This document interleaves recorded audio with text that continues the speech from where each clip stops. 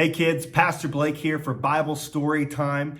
And before I get into our awesome story today, I want to share with you a joke. My kids are always asking me for dad jokes. They come down the stairs in the morning, Dad, tell us a dad joke. They're never good jokes, but they still want to hear them. Here's my dad joke today. I know you're watching this maybe on your parents' phone or computer, so this is my joke today, okay? These two fish are talking, and one says to the other, I'm thinking about going online, but I heard it can be dangerous. You get it? You're going on the line, the fishing line. Okay, not a very good joke, I get it. But let me tell you an amazing story about a fish. So join me, kids. Let's read. Our story comes out of the Jesus Storybook Bible. And if you have one at home, we're actually on page 160, and you can join us there.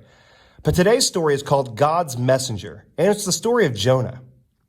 You know, God had a job for Jonah, but Jonah didn't want it. Go to Nineveh, God said, and tell your worst enemies that I love them. No, said Jonah, those are bad people doing bad things. Exactly, said God. They have run far away from me, but I cannot stop loving them. I will give them a new start. I will forgive them. No, said Jonah, they don't deserve it. I'll run away, Jonah said to himself, far away. So far away that God won't be able to find me. Then I won't have to do what God says. It's a good plan, he said, because as far as he knew, it was a good plan. But of course, it wasn't a good plan at all. It was a silly plan because you can run away from God, but he will always come and find you. Jonah went ahead with his not very good plan. One ticket to not Nineveh, please, he said, and boarded a boat sailing in the very opposite direction of Nineveh. Well, it wasn't long before a fierce wind blew, and the boat started to lurch and pitch and roll, and everyone started turning green. Jonah sat bolt upright in his bed. You see, the first thing that went wrong with Jonah's not very good plan was that God sent a big storm after him. The sailors couldn't sail their ship properly. We're sinking, they screamed, and started throwing everything overboard. Suitcases, food, whatever they could find. But Jonah knew that storm was his fault. Throw me in instead, he shouted to the sailors.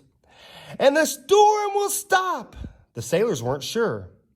It's the only way you can be saved, Jonah cried. And so, 1, 2, 3... splash!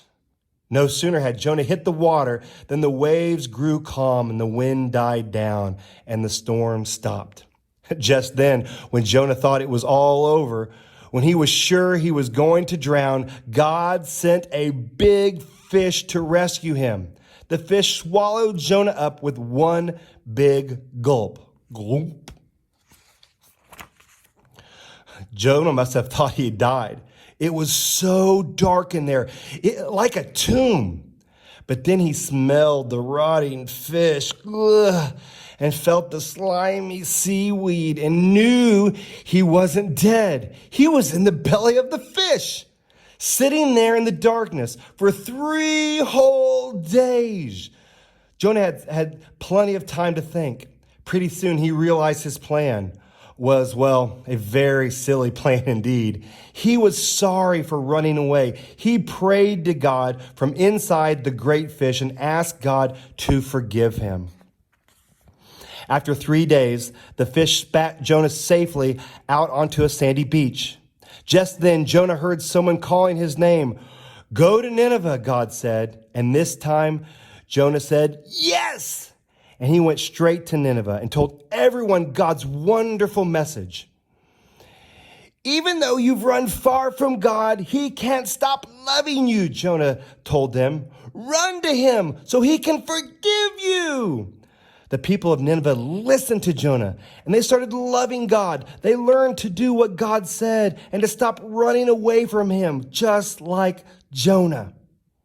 Many years later, God was going to send another messenger with the same wonderful message. Like Jonah, he would spend 3 days in utter darkness.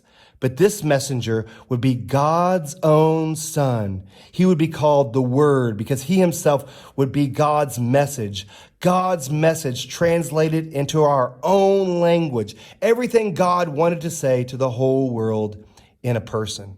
And we know that person to be Jesus Christ. And as we're getting closer and closer to Easter, children, let's remember the story of Jonah and how God, through Jonah, sent a message of repentance, of salvation, of hope. And that's a message that we can take to our friends this Easter. Thanks for joining me today, kids. Have a great rest of your day.